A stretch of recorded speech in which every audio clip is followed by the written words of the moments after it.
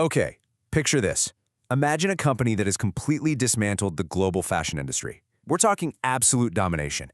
And they did it without owning a single physical storefront. None. A company that literally knows exactly what you want to wear before you even know it yourself. Welcome to This Explainer. Today we're going to unpack the mystery of a retail titan that just exploded seemingly out of nowhere. While all the traditional brands were out there playing checkers, this company was quietly building a high-speed, data-driven machine that effectively broke the fundamental laws of retail. $100 billion. Let that sink in for a second. This company reached a staggering valuation, making this ghost-like empire more valuable than traditional titans like Zara and H&M combined. But, here is the truly fascinating part. Despite this massive scale, the man behind it all is practically a ghost himself. There are almost no public interviews with him, and for years, the entire fashion world didn't even realize this company was their biggest threat. So how did they actually pull this off? Well, to really get it, we have to look at the contrast with the traditional titans. The old guys rely on massive networks of physical stores, right?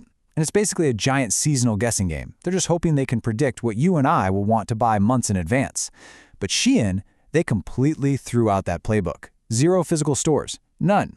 Instead, they built this high-speed, data-driven machinery that totally replaces human guesswork with pure, calculated data. Which brings us to a really massive question. How on earth did a small wedding dress exporter from Nanjing turn into the world's most controversial clothing empire? Before we uncover the exact mechanics of how this works, I want you to think about the items sitting in your online shopping carts right now. What are the true forces powering that $5 sundress? Let's find out. Part 1. Rise of the Algorithm. The New Timeline. It is wild how much the fashion production timeline has shrunk. I mean, in the old days, traditional brands operated on seasons. Spring/summer, fall/winter. Then, in the 1990s, Zara kind of changed the game by compressing that cycle down to just a few weeks. That was huge. But Shein? They operate in a timeline of mere hours. It's an unprecedented compression of time. The story behind all this speed actually starts back in 2008 with a man named Chris Yu. And get this, Chris didn't come from a fashion background at all. Actually, he was a search engine optimization expert. A total data genius who realized that, hey, you don't need to be a fancy designer to sell clothes. You just need to be absolutely brilliant at Google rankings. So he started out selling wedding dresses based on search trends, but quickly realized the real money was in tracking literally everything else. By 2012, he rebranded his operation to SheInside, which eventually became Shein. His strategy was profound but incredibly simple. Stop trying to predict trends and just start tracking them in real time. Okay, so here is exactly how their predictive trend engine functions. First off, the system is constantly scraping the internet, TikTok, Instagram, to see exactly what people are clicking on. It instantly detects rising microtrends. So if a really specific shade of a neon green shirt starts trending in Los Angeles, boom, the system spots it immediately. And right then, it sends automated orders directly to the factories. Literally before a designer at a traditional brand can even pick up a pencil to sketch an idea, Shein is already manufacturing it. Part 2. The Real-Time Machine. The Guangzhou Factories.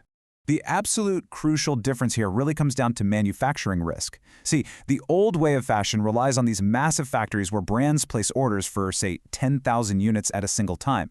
The risk there is astronomical. If those clothes don't sell, the brand loses millions. But the real-time way? It flips the script entirely. Shein built this sprawling network of thousands of small to medium-sized micro-factories in Guangzhou.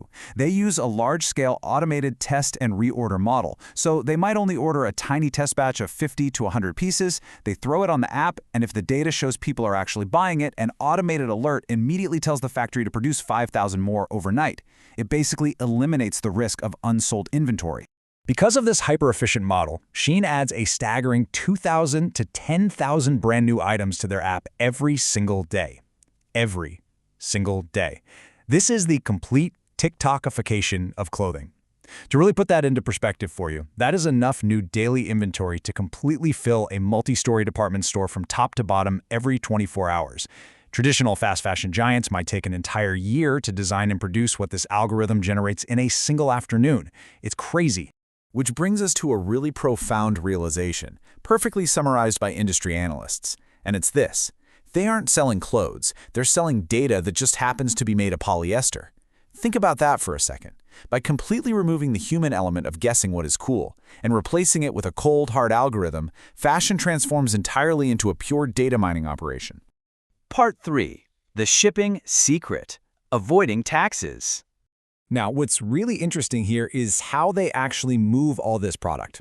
The logistics of international shipping usually go like this. Brands load clothes into massive containers, right? And they send them to huge warehouses in the US or Europe. But when they do that, they get hit with heavy import duties and taxes. Shein's direct-to-consumer method, though, bypasses that completely. They ship directly from their warehouses in China straight to your front door. By cutting out those traditional middlemen and massive container shipments, they somehow manage to pay literally $0 in import taxes. The reason they can do this, and do it entirely legally by the way, is due to a crucial loophole known as the de minimis rule. So this is a US trade rule that basically allows single packages valued under $800 to enter the country totally free of any import duties and taxes. And because individual Shein packages sent to consumers are low value, they safely fall right under this threshold. This lets them completely dodge the heavy taxes that traditional brands are forced to pay. So when you put all of this together, what you are really looking at is a company subsidizing its rapid global growth using the tax laws of the very countries they are actively disrupting. It's brilliant, but controversial.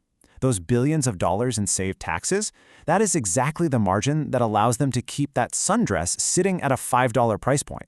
Part 4. The fast fashion trap. The true cost. According to multiple independent investigations outlined in our sources, this ultra-fast model definitely comes with some heavily documented costs.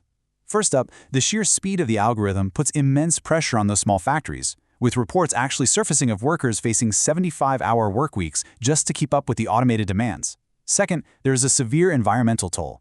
Because the clothes are incredibly cheap and made largely of polyester, which, let's be real, is essentially plastic, they're frequently treated as disposable. This has resulted in massive piles of discarded fashion polluting areas like the Atacama Desert in Chile. And finally, there's the issue of intellectual property. Dozens of lawsuits have been filed by independent designers who allege that Shein's algorithm just detects and copies their designs, mass-producing them for a fraction of the cost before the original creator can even establish their business. As industry experts analyze this model, they really point to a stark contrast between illusion and reality.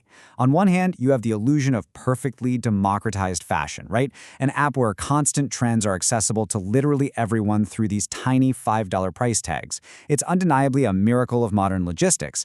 But on the other hand, the reality behind the curtain points to underpaid workers, vast environmental degradation, and scraped designs. It is a cycle built for absolute extreme efficiency, but it's one that researchers note is almost impossible to sustain long-term.